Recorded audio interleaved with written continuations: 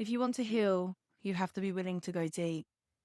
This is the Healing Chronicles podcast, not a highlight reel, not quick fixes, just honest field notes on healing, the gut, the nervous system, belief, resilience, and what it means to live well inside a body that doesn't always behave.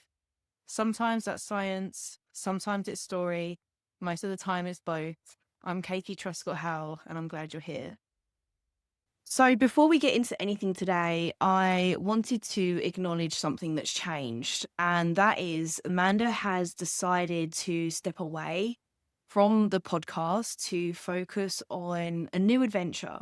And I just wanted to say how completely and utterly proud I am of her for this new challenge that she is building, and this is her time, and it's been an absolute pleasure working with her over the past year. I cannot believe we've been running this podcast for a year. It's gone so quick.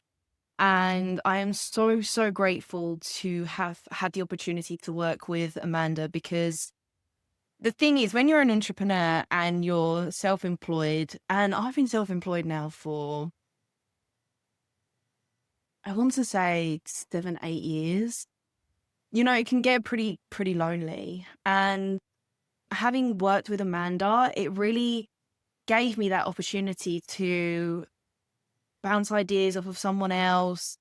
And that experience in itself was amazing. I enjoyed every single minute. She is such a babe. I wish her so much luck. And, building this podcast together has been incredibly special. And I'm genuinely super excited to see what she goes on to create next. She will always hold a big, big place in my heart. So that moment when I received that text, it also kind of made me pause, right? And really ask myself what I wanted this space to be going forward. And the thing that kept coming up for me, right, was this idea of using this platform less like a polished podcast and more like a diary, literally more like a diary. And I know a diary is something that's pretty personal to us. So let me explain exactly what I mean by diary. So my life is constantly evolving, right? Between running KLK, working with clients, managing Crohn's, training, competing, traveling, studying, building projects. And I realized that there's so much happening that never actually gets spoken about. My clients are amazing individuals. And in psychology, there's something called readiness. And I speak to hundreds of people every single week, right? And whether it's consultations or my one-to-one coaching clients or discovery calls or people in my DMs on social media, one of the most important and profound things I've learned in behavior change psychology is that people don't resist change because they're lazy. They resist change because they're at different stages of readiness than the advice being given to them. And one framework I learned during my psychology training that I come back to a lot is the stages of change model. And it basically explains that people move through different levels of readiness before behavior change actually happens. And the first stage of behavior change is something called pre-contemplation. And here, this is where people aren't really considering change yet. They might not see the issue, or they might feel super overwhelmed and believe that nothing will help them, right? And you've probably come across a lot of people like this in this space.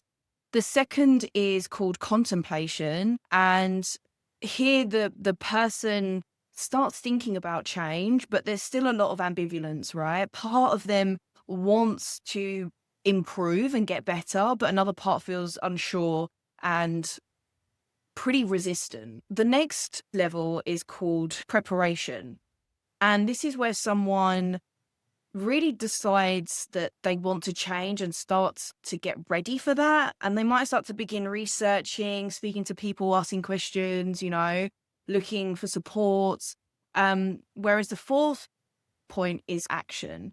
And this is where the behavior actually changes. So new habits are introduced, routines shift, people start implementing new things that they've learned. And then the fifth stage is maintenance. So this is about sustaining those changes and thinking about this long term so they become part of everyday life rather than something temporary. And that is really the hard part, right? And importantly, people often move backwards and forwards throughout different levels as their journey goes on throughout these different stages. And that's totally normal. Behavior change is never linear, you know? And all my clients are at that stage where they want to change. They want to make a difference. They feel different. They evaluate their lives. They want to learn something new and be really proactive in how to implement that.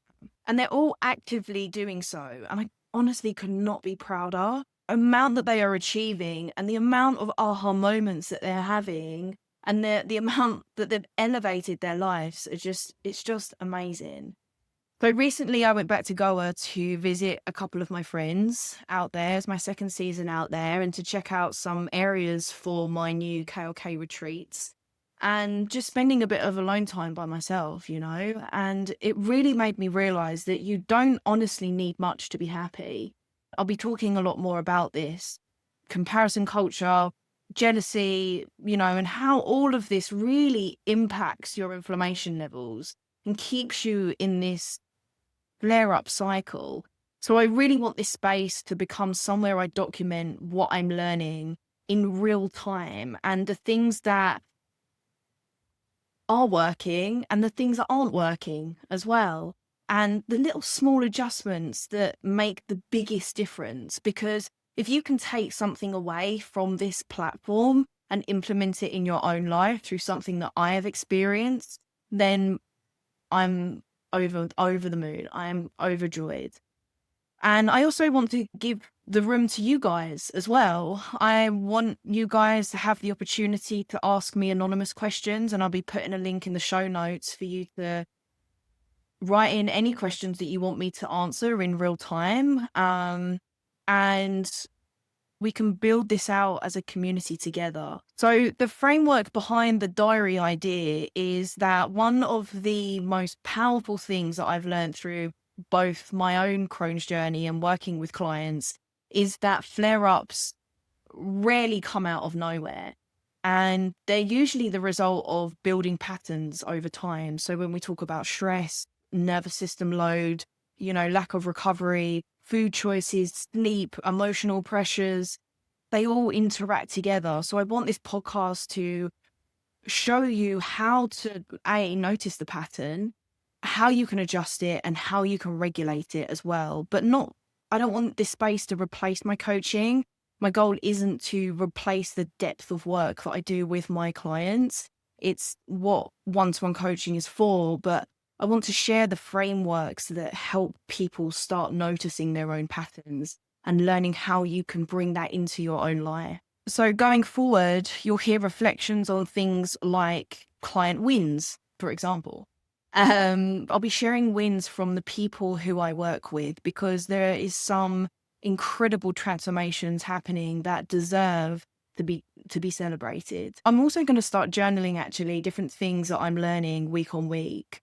You know, small mindset shifts, health insights, nervous system observations, and I want to share those here so that they don't get lost. I'm going to be going through training and performance because a lot of you have questions for me about my training, you know, how I juggle training with business, what my program looks like, how am I a hybrid athlete with Crohn's, what competitions am I doing next, how does that work? How does that work with fatigue, etc., and how strength and athletic performance interact with chronic illness? I want to be going through stuff like that. And also, you know, travel. I went back to India, so I'll be sharing that experience and include the stuff about the retreat side of things and what I learned from stepping into a completely different environment, which I know a lot of you find really daunting, especially when it comes to solo travel. I've worked with so many clients that are really quite scared of solo travel. So I want to teach you guys how to really overcome that and use it to your advantage. So one project that I'm incredibly excited about is the KLK journal. And this is honestly something that I have been working on for years, no joke. And I created this journal because it was one of the most powerful tools in my healing journey, but also because of the huge amount of confusion caused by people that tell you to document what is happening, and also you changing your lifestyle, whatever that means, and you not actually knowing where to start and knowing how to really implement that into your own life, and what needs changing and how to do that. It's very, very overwhelming. So I want to cover that too, and how I launched that business as well. And of course, you'll obviously be hearing reflections on like living with Crohn's for me, and not from a place of victimhood or anything like that, but more from a place of curiosity and resilience. And I had a call with my gastro around Christmas time when I had. So with my Crohn's, you can only really identify my inflammation through small bowel MRIs because of where all my strictures were in my small bowel. And the double balloon endoscopy wasn't appropriate for me because of how severe my case was. So I have regular MRIs just so that I can check up on things as well as my bloods. And he called me to say that my inflammation was non-existent. My bloods were perfect. And in this moment, I felt so emotional because every time he calls me and we have a little chat, and he does like to call me and it's super cute. I went through so many gastros before I found this one. It was unbelievable. But whenever we have a catch up and he asks me how the business is going and tells me my results, I still get really, really emotional because the amount of trauma that we go through as individuals to get to this point where we are living the life that we once dreamt of, it's a really, really powerful moment. I'm going to turn my light on here because it's getting a little bit dark. It gets dark so quickly here. So what I want you to take away from this episode is that healing often looks a lot less like adding more strategies and a lot more like becoming more aware of what's already happening. So when you start noticing patterns in your body, in your nervous system, in your behaviors, you gain the ability to respond quicker and earlier. It's almost like having, like me and Amanda used to say, having the tools in our toolbox to know when to use them. And this is what I want this podcast to become moving forward, a place where observations get documented in real time. So this space is going to evolve a little bit. It's going to be more reflective, more honest, and a little less polished, if that's okay. Guests will still appear, but you'll also hear these diary style conversations that I'll be having with myself as I document what I'm learning along the way. So I just want to say a massive thank you for being here. And if any of you have any questions for me that you want answering on any of these episodes, then like I said, I'll put the anonymous question box in the space below in the show notes. And I will speak to you guys very soon. If this episode resonated with you, then please feel free to share it with someone who might need to hear it as well.